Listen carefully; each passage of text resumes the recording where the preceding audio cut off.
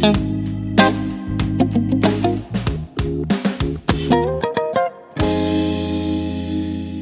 guys, today I'm going to be showing you how you can create a nice little comping part to work through a diatonic chord progression using intervals of fourths, and showing you can use this one pattern to play through all the changes in your chord progression. Be sure to come by TastyGuitar.com, get the free tab for this lesson by subscribing on the bottom of the homepage, and check out membership in the description below. Let's get started.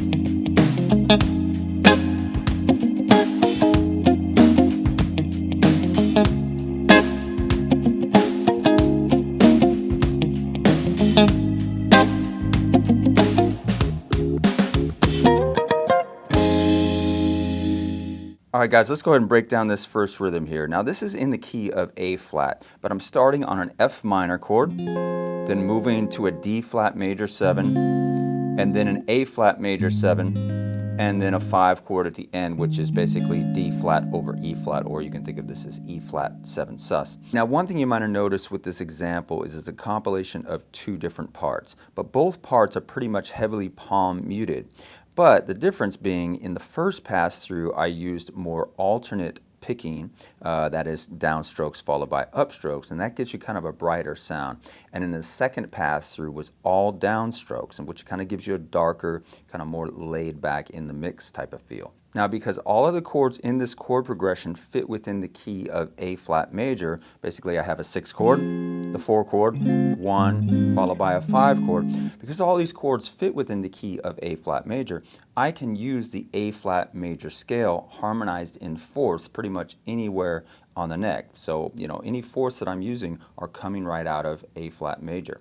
Now what I did here is I tried to create a part using these fourths that worked throughout all the chord changes. So as the chords changed onto that D flat major 7, I kept the same part happening, and the same over the A flat major 7 as well. So you'll hear this a lot in music, you know, just a simple little part that's kind of sitting in the background that is repeating throughout the chord changes. This is a really nice technique to use. Now the groove starts on the F minor 7 chord, and all I did was hit the top of an F minor 7 chord right down there at the 8th fret. So your F minor 7 is right there, and I'm just hitting the top 3 strings, and that was right on beat 2. So 1, right there, 1, 2. Hitting that kind of staccato, cut it off. And then I started using the fourths. Now with the fourths, I think what you should do is kind of memorize these both horizontally in string pairs. Like say if you were starting on the A flat here, you would harmonize that up a 4, so just count up in the A flat major scale. 1, 2, 3, 4. You know that you can use that interval of a fourth. So if I move up that D and G string and harmonize that A flat major scale in fourths, I would have this.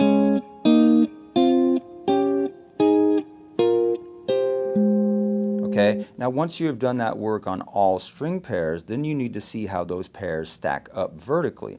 Okay, so in the position of this F minor chord right here, I got these two, but I also know I have these two right above it. And these were the intervals of fourths that I was using in this particular rhythm. 1, 2.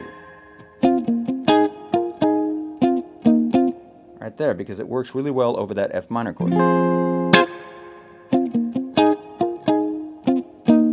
Alright, and then those fourths are followed up by a single note muted line starting on beat 3, and I played it all the way down here at the 1st fret because I wanted to get the brighter tone that I get on the D and G strings. So this was the pattern.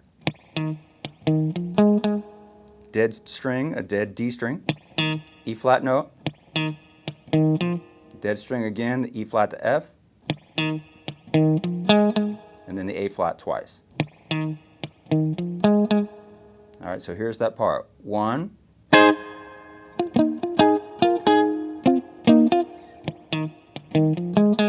All Alright, so I played that part twice over the 4 bars of F minor 7, and then the chord moved to D flat major 7.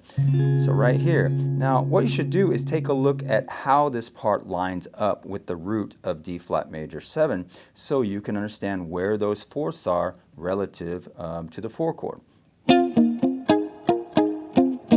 See that now relative to that root of D flat. So whenever you're on a 4 chord in the key, you know that that's where those intervals of fourths lie, relative to that root. You'll always have, say, the major 7 together with the major 3rd of that 4 chord right there. And then at the end we move to the 1 chord, the A flat major 7 chord, and I use this voicing right here, which is just the top 3 strings of that A flat major 7. So 1, 2. Right there on beat 2, and then I went to the fourths again. Now it's really important that you see the fourths this time relative to the root of A flat. Our A flat, the root of our 1 chord is right here, and I'm using those same fourths. Alright, but now I kind of see everything relative to this root. So whenever you are on a 1 chord out of that C shape major 7 chord, you know that you can use that stuff out of that position, these fourths relative to that position of the root. So 1, 2, 3. That was the part there. And then it moved into the 5 chord at the end, which is an E flat sus or D flat over E flat. You can see that there or here. So I'm kind of seeing the next fourth intervals around that E flat root, but also the A flat root here because we're moving back into A flat. So if the chord is here, here's my 5 chord.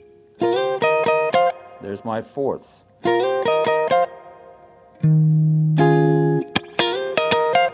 And those are always going to work in the position of that 5 chord. Here's my 5 chord. Right there, you can slide up into that, which is you can see the 3rd and 6th of E flat. And then right at the top of the E flat chord, think about your E flat major bar chord. You always have that right at the top of the chord, and you can always move up a whole step. So now I'll play that entire rhythm, and I'll do it with the all downstroke approach. 1.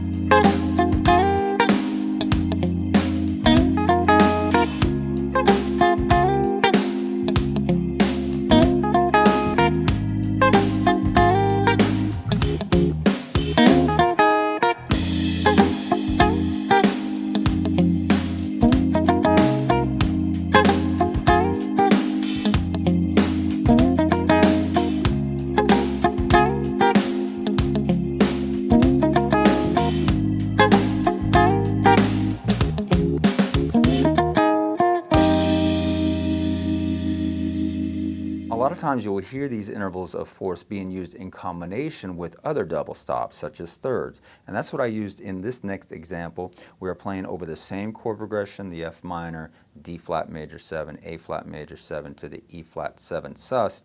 And I started here on the F minor using intervals of thirds out of the key of A flat major. So again, this is something you're going to have to put the work in and learn to harmonize the A flat major scale and all your other major scales in intervals of thirds.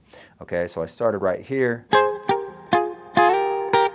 and again that's right coming out of that F minor chord right at the top of it, descending through the scale, and I arrive here, and that's just part of the F minor chord there. That's the rhythm. You can again play it with an all downstroke approach to get a heavily muted, darker kind of sound. Or you could do it with more of the alternate picking type sound. Get a little brighter tone there. And that was followed by a short little picking line. Right there, the A flat note a couple times followed by the F note. So here it is so far. 1. Again, 1. here's where we're going to play our intervals of fourths. And I did it right here.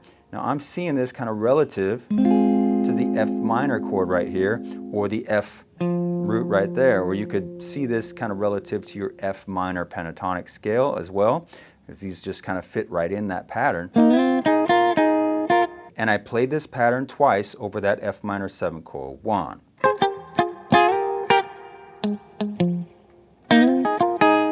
One.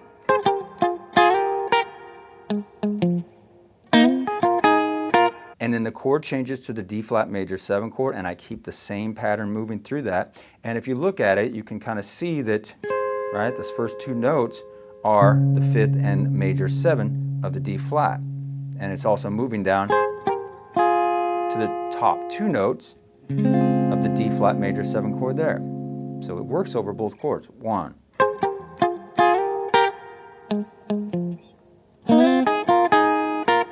Again, here, I have this D flat major 7 chord here, and now I see these fourths relative to that root of D flat. And then we arrive at the end for our 1 chord and our 5 chord, and the same pattern works through these changes as well. 1.